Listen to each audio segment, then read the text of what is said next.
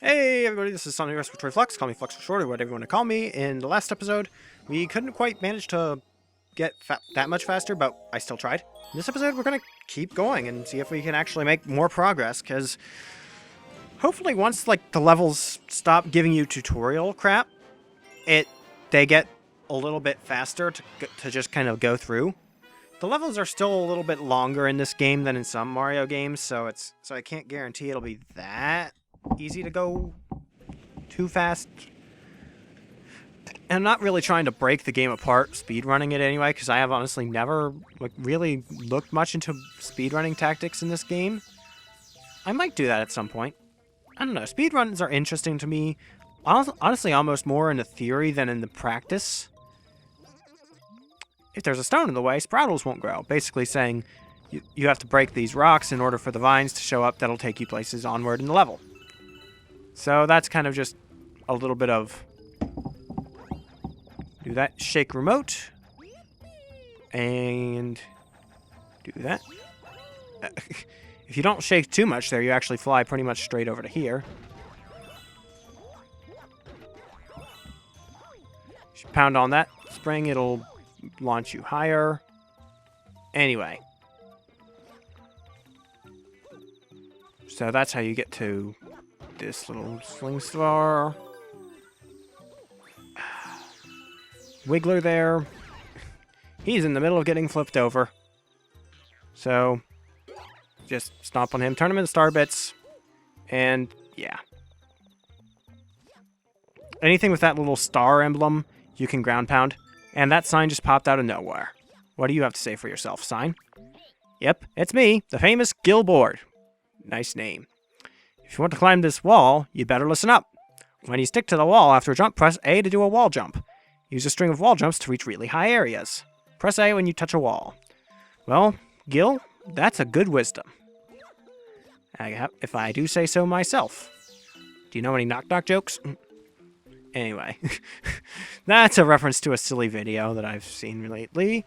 But yeah, this is basically just kind of telling you how to do wall jumps, which, if you've played a Mario game before, you should know the basic theory of wall jumps.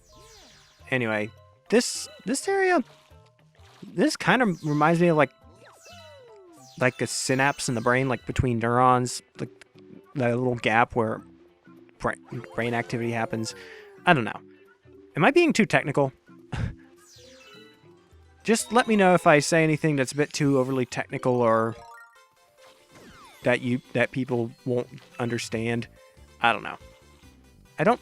I don't mean to sound overly smart or condescending or anything. I just want to know. Is saying smart technical stuff like that is... I have a feeling that's not particularly entertaining, even if people do get what I'm saying. I don't know.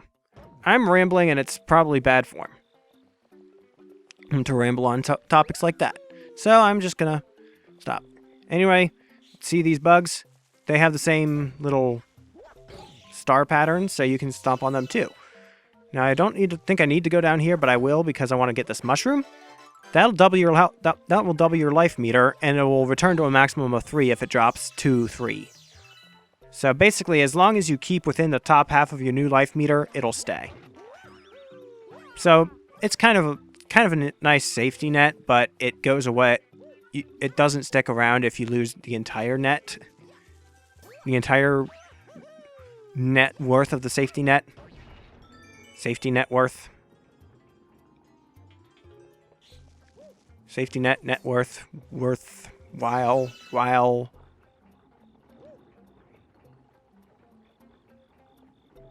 I don't know. I can't keep going with that chain.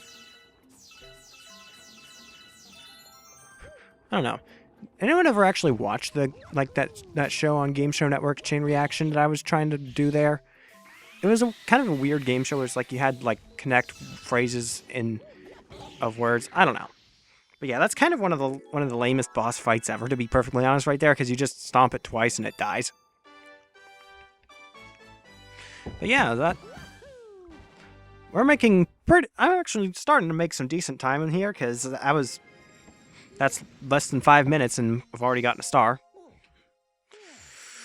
Like I said, things start to get a little bit... It's discovered a new galaxy, and a hungry Luma has appeared. Ooh. What should I do? I'll go show off what the hungry Luma is. I don't know if I'll do that yet or not. But anyway, every now and again, one of these hungry Lumas will appear out here on the main planet, on the main thing, and they'll basically want star bits. And if you have enough star bits collected from the levels, you can feed them, and they will turn into a new galaxy. Transform!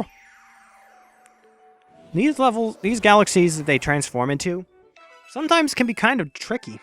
The Sweet Sweet Galaxy, though it's World 1, so it's a little bit tricky for the beginning of the game, but it's not that difficult overall. Rocky Road. Haha. Gotta love ice cream buns. But yes.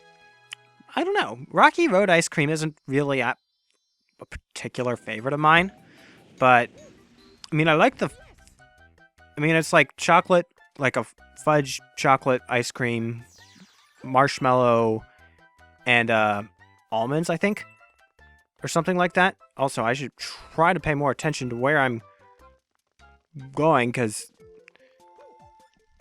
well, platforming is something you have to pay attention to. I don't usually have much trouble with this level, but I can see this is going to be tricky, because everyone knows the Let's Play curse. But yeah, no, Rocky Road ice cream is, I like it a lot, except I don't like nuts, so the rocks in the Rocky Road aren't very something I particularly care for. Once you get to this point of the level, it's actually a checkpoint, so that almost became a very good thing right there. Ow. You kind of have to keep moving in here. Also, these cutouts make no sense. It's basically just kind of watch where you're stepping and don't fall through the gaps. Anyway, there's also tons of star bits. Not so much as in the second Hungry Luma Galaxy. Oh my goodness, that actually worked.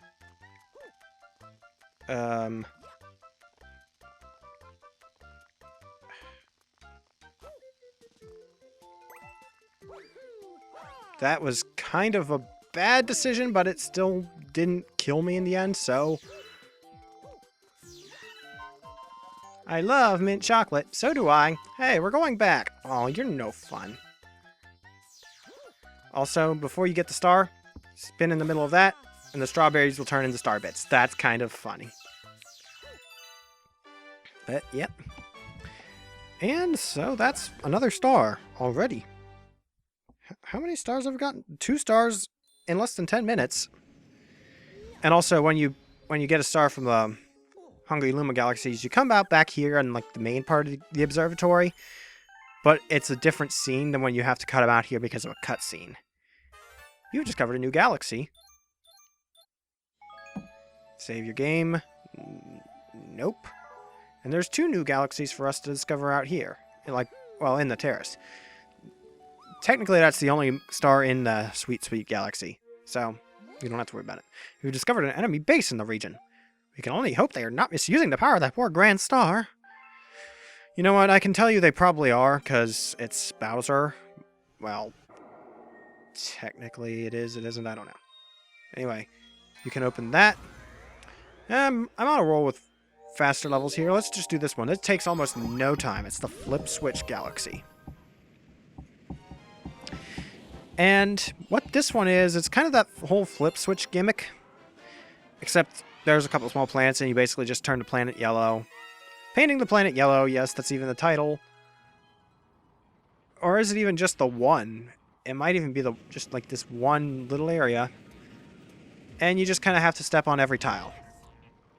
It's not that bad. There's a bunch of things that are kind of going around trying to make that a little bit more difficult for you, but like this little spiky platform here, but you can actually ride it over too to get to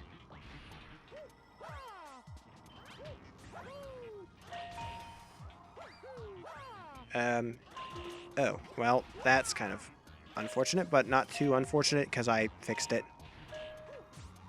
That little thing, those things get very annoying in some parts of the game, especially in one particular part of the sequel, which I'm sure everybody knows what I'm referring to. I don't know. But once you turn all the tiles yellow, they all turn green instead, and everything stops moving, and don't fall into the black hole. The thing also stops spitting out the things, but you can still use it as a springboard. Also, that Super Mario Bros. 1 background. Nostalgia. Gotta love it when games put random nostalgic bits in there. Yeah, we're only at 11 minutes, so I'm gonna go on and do another level in the Honey Hive Galaxy, and that should finish up the Honey Hive Galaxy for now. In fact, that should, for now, finish up everything we can do in this first dome, except for the boss, which is what the enemy base is, obviously, I guess. I mean, enemy base, you're going to be fighting a boss, but anyway. Big Bad Bug-a-Boom. Well, basically these bugs from before got mad that we killed the ones that were up on the tower, so now they're attacking the bees just in general, and it's a bad time all around.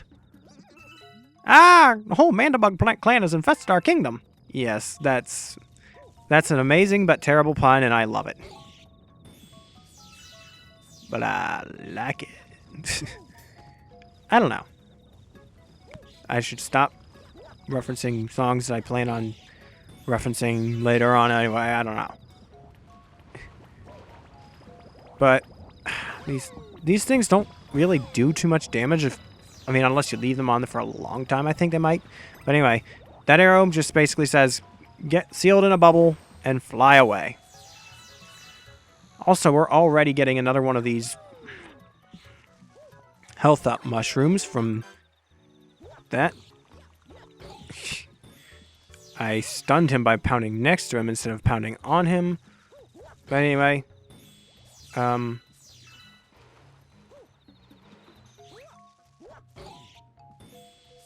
trying to think, where do I even go? I don't know. You can get a bee mushroom from there. Pound that. What does this pipe do? I don't think this pipe goes on. It might. Oh yeah, it does, because you have to go over there to get the bee mushroom, and you need the bee mushroom to go on this side of the thing. Also, the water is not your friend. Fortunately, going through that pipe will make that return pipe appear, so you don't have to go through the whole other place. You can just come back here and get yourself a mushroom. So that's just kind of getting damaged regularly will also take away your mushroom, so you could take this upper path too, but it's also a risk. But it's a little bit easier. Once you get over here, just avoid the bugs. You don't have to kill them. The neighbors are causing trouble again. We would be most grateful for your assistance. Ah, yes. Everybody hates noisy neighbors, especially when they're giant purple bugs with big teeth. And we're basically off to kill their leader. That's glorious. But yes, this boss is an interesting one, actually. Not really that difficult. That is a giant bug. I'm not even scared of bugs, and that's a little bit creepy. But he has a star on his back, so that means he has an obvious weakness to butt stomps. Because isn't that how all bugs are? They have a pretty obvious vulnerability to being stepped on, stomped on, squished, smashed. I don't know. Except stink bugs, you really don't want to do that with stink bugs. I don't know. Also, it's laying explosive eggs? Question mark? I don't know. But after 2 hits, he turns red like a lot of video game bosses do when they start to take damage. Because it would be non-E-rated to show them actually getting covered in blood. And I don't think bugs really do that. He doesn't show it.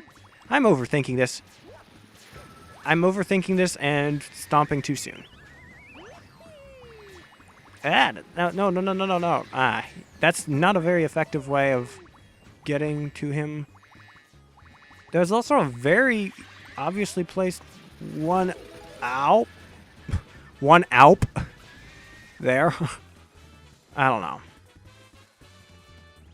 Hey, just let me get around to my mushroom, man. Oh, this is not good. That one up is a pretty obvious location, but at the same time, it's also fairly easy to.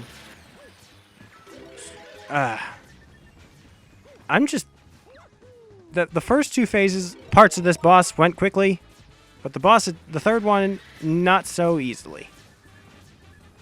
That's just kind of how it goes, isn't it? Fly up here, and there, finally. And he poofs. And that's pretty much it. That's the Honey Hive Galaxy in a nutshell. Yeah. There's almost a pun there, but it's not. Honey Nut Shell? Eos? I don't know. Anyway, 10 stars. It's been long enough. I'm going to call that an episode. And in the next episode, we will take on the enemy base and see what's up with that. So, in the meantime, comments below. Like, respond, vibrate, feedback, and resonate. Tell me what I did, how I did, why I did, where I did. I'm not going to say the last possible thing on that, because... and, yeah. Well, I'll see you next time. Goodbye. You thought I was going to say hello again, didn't you? No, that joke got stupid.